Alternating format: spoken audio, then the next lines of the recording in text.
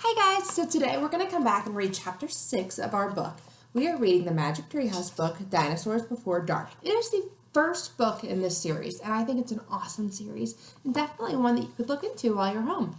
So the title of this chapter is called Dinosaur Valley. Annie, look at this, Jack called. Look what I found. Annie had gone up to the hilltop. She was picking a flower from the magnolia tree. Annie, look, a medallion, shouted Jack. But Annie wasn't paying attention to Jack. She was staring at something on the other side of the hill. Oh, wow, she said.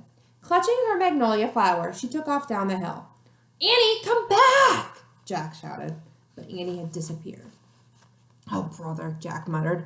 He stuffed the gold medallion into his jeans pocket, and then he heard Annie shriek. Annie, he said. Jack heard another sound as well, a deep bellowing sound like a tuba. Jack, come here, quick! Annie called. Jack raced up the hill. When he got to the top, he gasped. The valley below was filled with nests, big nests made out of mud. The nests were filled with tiny dinosaurs. Annie was crouching next to one of the nests. Towering over her was a gigantic duck-billed dinosaur. Don't panic. Don't move, said Jack. He stepped slowly down the hill toward Annie. The huge dinosaur was waving her arms and making her tuba sound. Jack stopped. He didn't want to get too close. He knelt on the ground. Okay, move toward me slowly, he said. Annie started to stand up. Don't stand! Crawl, said Jack. Clutching her flower, Annie crawled toward Jack. Still bellowing, the duck-billed dinosaur followed her. Annie froze. Keep going, Jack said. Annie started crawling again. Jack inched farther down the hill until he was just an arm's reach from Annie. He reached out and grabbed her hand. He pulled Annie toward him. Stay down, Jack said. He crouched next to her. Bow your head. Pretend to chew. Chew? Said Annie. Yeah, said Jack. I read that's what you do if a mean dog comes at you. She's not a dog, Jack, said Annie. Just chew, said Jack. Jack and Annie both bowed their heads and pretended to chew. Soon the dinosaur grew quiet. Jack looked up. I don't think she's mad anymore, he said. You saved me, said Annie. Thank you. You have to use your brain, Annie, said Jack. You can't just go running to a nest of babies. There's always a mother nearby. Annie stood up. Annie, don't, said Jack. Too late. Annie held her magnolia flower to the dinosaur. I'm sorry I made you worry about your babies, she said.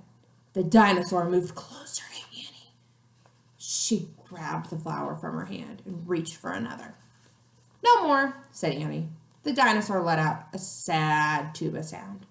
But there are more flowers up there, Annie said. She pointed to the top of the hill. I'll get you some. Annie hurried up the hill. The dinosaur waddled after her. Jack quickly looked at the dinosaur babies. Some were crawling out of their nests. Where are the other mothers? Jack wondered. Jack took out the dinosaur book. He flipped through the pages. He found a picture of some duck-billed dinosaurs. He read the caption. The Antosauruses lived in colonies. While a few mothers babysat the nests, others looked for food. Oh, so there were probably more mothers nearby, looking for food. Hey, Jack, Annie called. Jack looked up. Annie was at the top of the hill, feeding magnolia flowers to the giant Antosaurus. Guess what? Annie said. She's nice, too. Suddenly, the Antosaurus made her terrible tuba sound. Annie crouched down and started to chew. The dinosaur charged down the hill. She seemed afraid of something. Jack put the book on top of his pack. He hurried to Annie. I wonder why she went away, said Annie. We were starting to be friends. Jack looked around. What he saw in the distance almost made him faint. An enormous monster was coming across the plain.